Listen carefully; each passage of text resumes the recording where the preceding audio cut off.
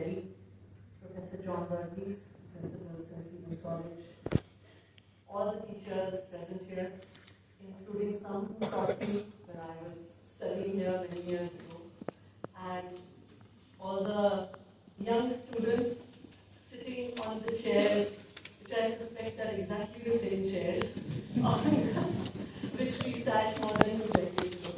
It is an honor and a privilege to be here at the Founders Day of St. Stephen's College, an institution that shaped me in many ways and brought me to where I am today.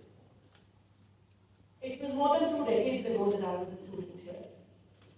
I walked these very same corridors.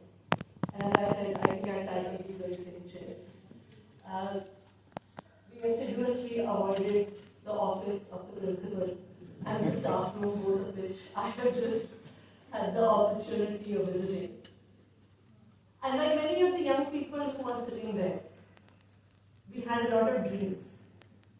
Dreams for ourselves, for our lives, our careers, for wanting to make a difference, for wanting to bring change, for wanting to do something that would be beneficial for the country, for the society that I live in. I remember when I was here in college, I was active even in the social service league, and we used to conduct these blood donation camps in this very hall. There were evening classes that we would hold for children of staff members, the non-teaching staff who used to teach in the college.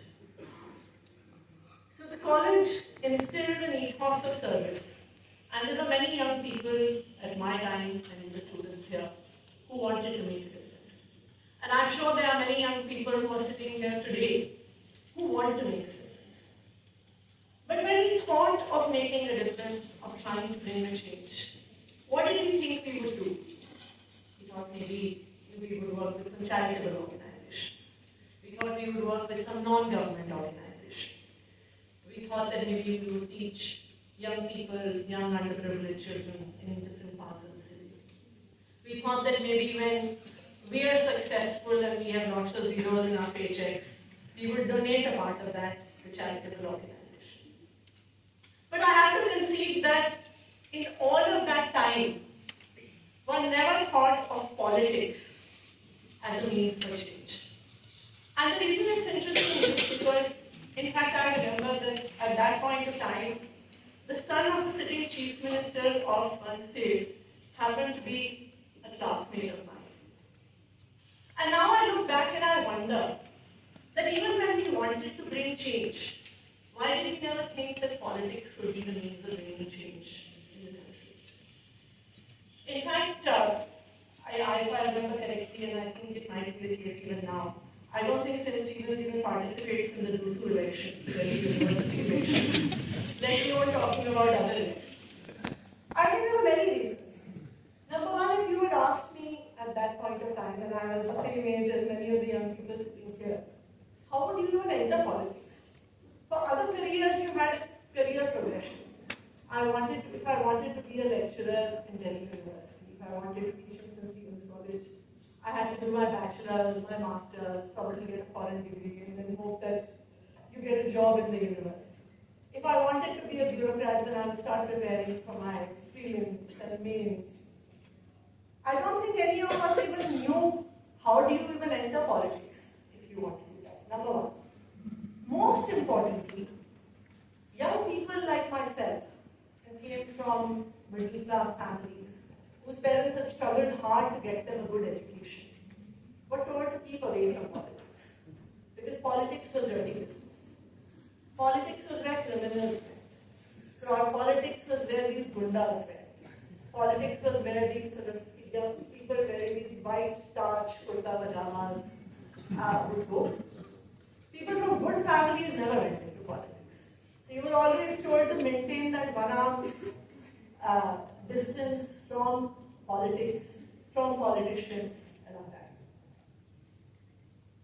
But there's another thing. So on one hand, many of us who were well educated, who wanted to make a difference, never thought this could be a means of change.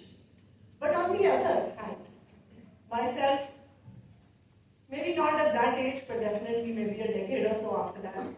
And then today, most of us our homes, in our families, on our dining tables, in our morning walks. We often discuss the politics of the country, the crime in this country, and within 4 to 5 minutes, we reach this conclusion that हमारे देश का कुछ नहीं हो सकता. Nothing can change in our country. India is like this only. And we believe that nothing can change. And I see that increasingly a lot of young people, and that is the case in my time as well, would think, how is it that we leave the country? A lot of my contemporaries, my classmates, do not actually live in India. When I finished my education in Oxford, there were a lot of people who were very surprised as to why I came back. But when we stay away from politics, what does that mean? What does it lead to? See, one thing that we need to understand that in a democracy, all important decisions related to our lives are taken by political persons. They are taken by politicians. They are taken by our elected representatives. So what kind of education I am going to get, what kind of educational opportunities I will get, what kind of educational opportunities my children are going to get, is going to be decided by politicians and elected representatives. When a family member of mine falls sick, what kind of health care they would have, would I be able to afford to get them treated? That is a decision an elected representative and a politician makes. When I step out of my house, will I be safe or will I not be safe? Is in the hands of a politician and an elected representative. When I finish my education, am I likely to get a job? Am I likely to have opportunities? Is in the hands of a politician. These are the most important decisions related to our lives and our society and our country. So when young people, when educated people, when well-meaning people stay away from politics, so what have we done? We have left the most important decisions of our life and the most important decisions related to our country in the hands of the worst kind of people. So when we say that हमारे देश का कुछ नहीं हो सकता, and India is like this only, we ourselves are responsible. Why? Because we have chosen to disengage from the very institution that can make the most amount of impact. And I think this is the reason why it is not as if everyone will become a politician. It is not as if everyone will contest elections. But there is a need for people who care about this country to engage with politics, to engage with the democracy that we live in. As I said, if you had asked me 2 decades ago when I left this college, would I be where I am today?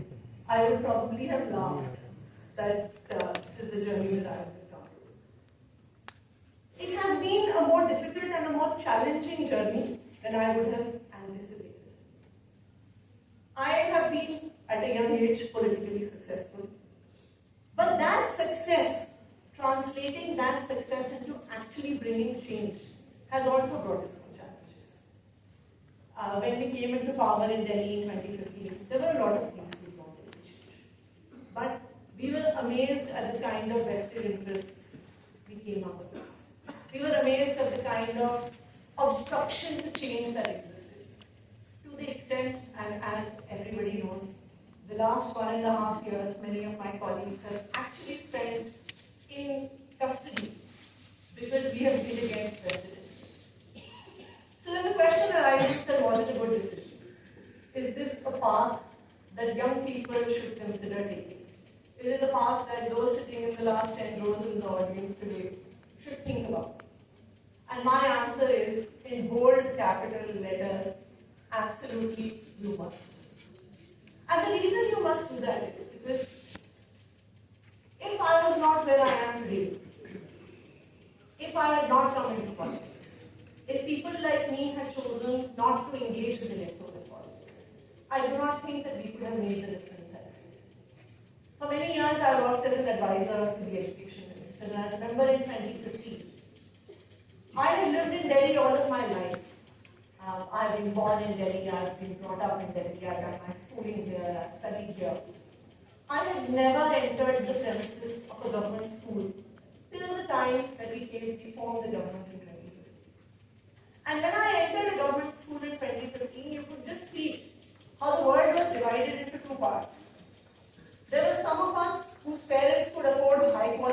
private education, who had therefore had opportunities from a very young age. And there was a large segment of society whose parents could not afford to send them to private schools, who were forced to send them into government schools, which were absolutely broken, run down, did not have glass panes on windows, did not have desks for children to sit on, did not have clean drinking water, did not have doors on the toilets in the school. This was the state of Delhi government schools 10 years ago when we came into power. So what did it mean? What it meant was, you know how in India it is often said that your destiny is written in the palm of your hands, right? But it effectively was. Because at 3 years of age, the future of that child was decided. If they came from a family who could afford high quality private education, they would go to a good school, get admission into a good college, and probably get a good job thereafter. But those who could not meant that they would go into these rundown government schools. Data and statistics would show that they were likely to drop out of school, at least 50% of them even before finishing their education. And the poor quality of education meant that even those who did get that education would not have good opportunities. They would often end up working as mechanics in car shops, as domestic help, as assistants in shops. The problem is not that being a domestic worker or being an assistant is any lesser than any other person. The problem is when a young person has no choice.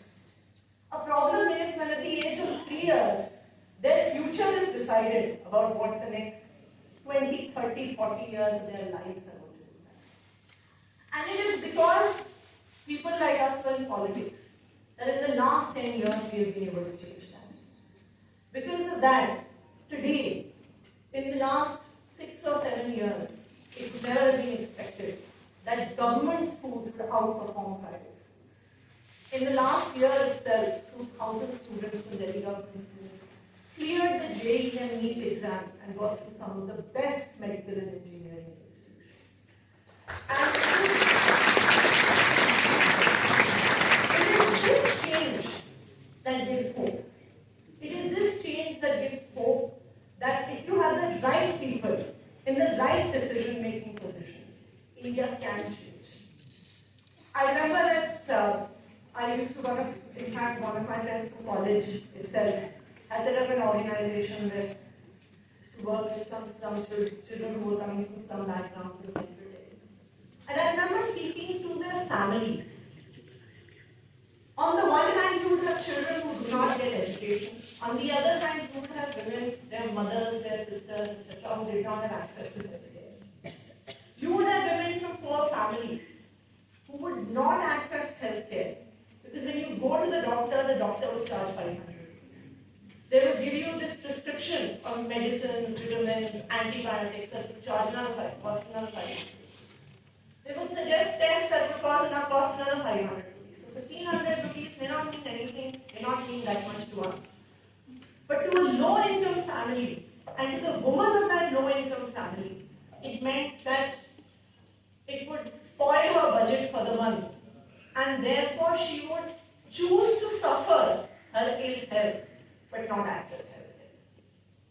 And it is because that there were right people in the right decision-making position that today primary healthcare in Delhi is accessible free of cost. Why just healthcare? In the last few years, I've seen that when we made bus rides open for women free of cost, there was a lot of skepticism that why free of cost? Why do this? Today, the stories of young women who are able to have opportunities for higher education because their parents don't have to pay for their travel. Or women, especially from low-income backgrounds, who can participate in the workforce, travel a distance from their homes, even because the reality is that women still get paid lesser than men for the same kind of jobs. So even for those women who could not travel to a distance for better jobs because the economics did not work out because of the cost of the travel, now have economic opportunities. 11 lakh women per day are now stepping out of their homes because the right policies are